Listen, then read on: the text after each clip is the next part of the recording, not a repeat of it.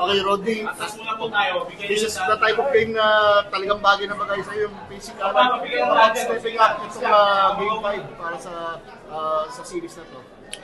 Siguro mas na-trigger din na yung naging motivation namin is yung pagkatalo namin ng last game. Medyo masama yung pagkatalo namin. Tapos yun, syempre yung physikalan, siguro yun din yung nagpagana sa amin. Gusto naman namin talaga nung welcome naman namin yung physikalan. Basta malinis lang, clean lang. And okay naman. Sudden change, ikaw biglang ginawang starter ni Coach Leo ngayon.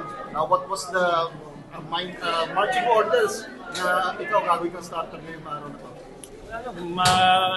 Kung ano lang yung ginagawa ko, ganun lang din naman. Kasi game of adjustments talaga pagka series eh. Kumbaga, hindi mo masasabi parang adjustment yan. Tapos, yun lang, laro lang ng maayos.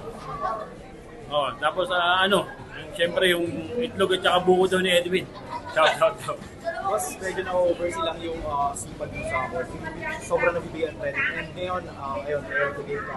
Ano lang yung feeling na, in a way, na kuha mo yung credit na sa tingin mong dapat? Siyempre, masaya rin na nakaka-appreciate kasi yung the way yung laro ko is hindi siya yung usual na ma-appreciate mo kasi hindi naman ako talaga scorer eh. So, mas focus ako sa mga intangibles. Nakakatawa na na-appreciate din ng mga tao yung mga ganung bagay. Ano lang yung feeling na kanina, after mga 3 points, sila ng rock. Di ba medyo masaya syempre. Masaya ako kasi unang-una masaya ako na nakapaglaro na ulit ako ng maayos kasi alam naman natin yung nangyari sa akin nung game 2, natapilo ako. So yung game 3 and 4 medyo hindi ako 100% talaga. Which kahit naman ngayon namamaga pa rin yung pa ako. So pinipilit ko lang. So masaya lang ako na nakapaglaro na ulit ako ng maayos. Can you just share lang kung ano yung nangyari kanina kay Koy Aram, yung back and forth? Wala, pisikalan lang naman yun. Nakakasama kasama sa finals yung ganyan. Normal. Wala namang masama.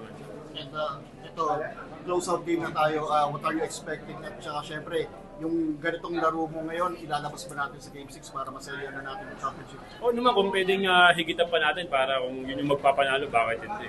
Syempre, pinakamahirap nga sa lahat is yung i-close out yung series yan na pinakamahirap eh. Pero syempre gagawin namin yung best namin para matapos yung makuha namin yung goal namin. Thank you, Rodney.